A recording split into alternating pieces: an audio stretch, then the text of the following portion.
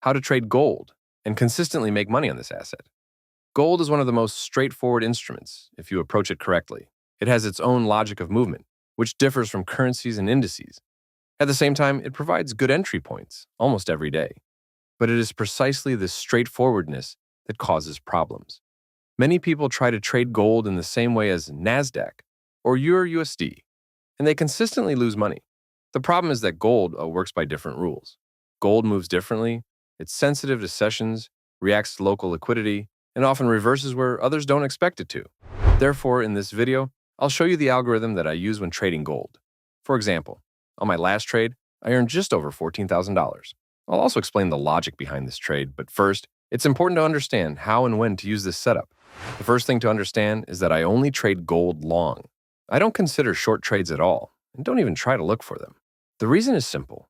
Gold has been moving in one direction for a long time, and is hitting new highs almost every day. If you look at the higher time frame, you can see that the entire movement is a sequence of upward impulses with short and rare pullbacks. In such a structure, there is no sense in trying to catch a reversal. Moreover, it's not even clear where to expect it. So let's get this straight. I'm only looking to buy, and my whole system is built around this direction. Now that we're clear on the direction of the trade, let's figure out when to look for an entry point. This is one of the key points in my system. I only open trades in two cases. Now I'm about to explain both options and why. The first scenario is if there was a downward movement during the Asian session. It doesn't matter to me what the entire session was like. What matters is the specific price dynamics. The main thing is that there was a downward movement during the Asian session, which could be part of a scenario involving a liquidity withdrawal. You'll see examples of what kind of gold behavior in Asia. Why consider a trigger to start working? After that, I move on to Frankfurt, London, or New York, where execution most often takes place. The second scenario is if the downward movement was in New York. In this case, I take this movement as a basis for the next day. And then, depending on the price reaction, I look for an entry point in Asia, London, or again in New York. Now, about the very trigger for trades. In most cases, gold simply doesn't remove global liquidity. It moves according to local liquidity. Even imbalances that appear within the movement often remain unfilled. The price simply doesn't return there. Therefore, the approach needs to be changed. Look not at where the removal should be, but at where the local reaction actually occurs. And before we move on to the trading itself, let's establish three basic principles. 1. We are only looking for buys. 2. We only open a trade if there has been a downward movement, either in Asia or in New York. 3. We only work with local liquidity. Now let's move on to the most important thing, the entry point. Using my last trade as an example, I'll show you how a trading idea is formed, and then we'll use this as a basis for putting together a complete algorithm. It all starts with analyzing the session. On this day, there was a strong downward movement in Asia before the Frankfurt market opened. This immediately gave me an understanding that an entry point for buying could form during the day, according to the scenario I've already described. Next, the decline continues in Frankfurt and the price removes local liquidity. This is the first confirmation. But I'm still waiting. Then London opens, and here it's important for me to see another liquidity withdrawal. But this time, the liquidity that has formed in this zone. As I said earlier, the trigger for entry is local liquidity withdrawal.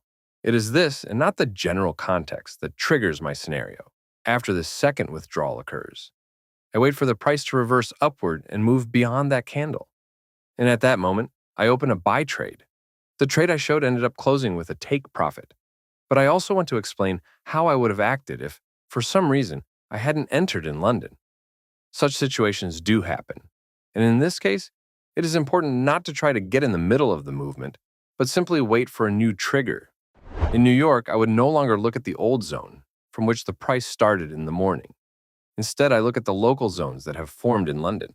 And here it's important to simply observe how the price works with them. The first removal occurred, but there was no reaction. Gold just continued to fall. This is not an entry point, but the second withdrawal went through the sweep, and there was already a clear upward reaction. The scenario began to reverse. Then there was another withdrawal of local liquidity, and when the price returned to this zone, I would have opened a buy trade.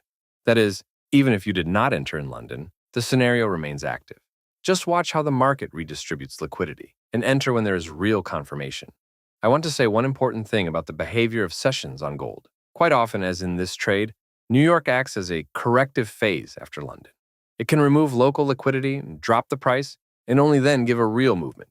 In other words, even if you entered in London, you need to understand that there may be a pullback in New York. You need to be prepared for this.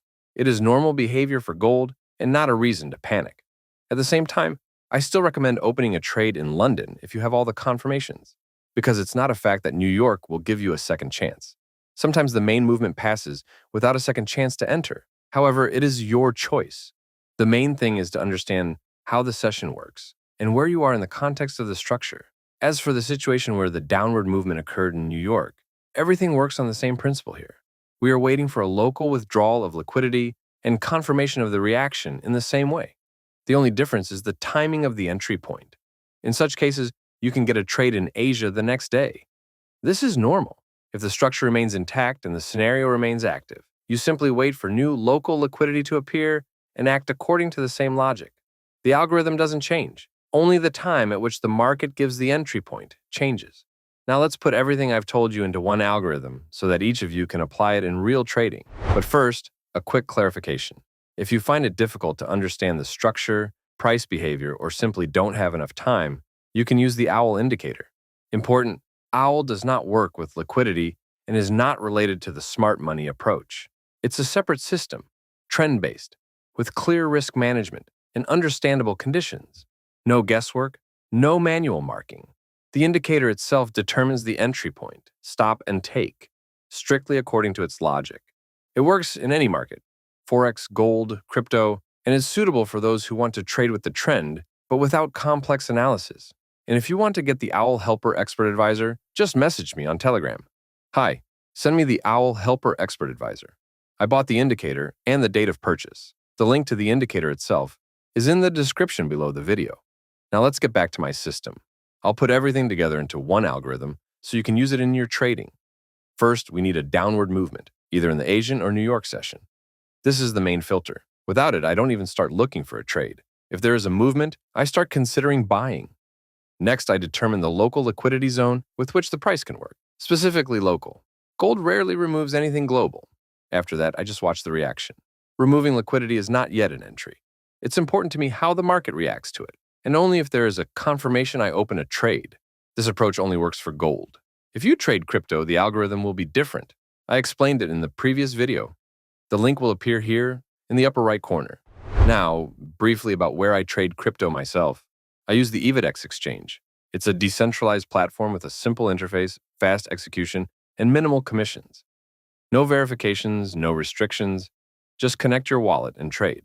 If you trade based on structure, understand manipulation and price movements, Evedex gives you everything you need. The link to the exchange is in the description below this video. This is my approach to trading gold. No magic, no intuition, just structure, logic, and repeatability. If you follow the sessions, see where local liquidity is being removed, and don't rush, the market will start working in your favor. I hope this video was helpful. Subscribe to the channel so you don't miss new videos.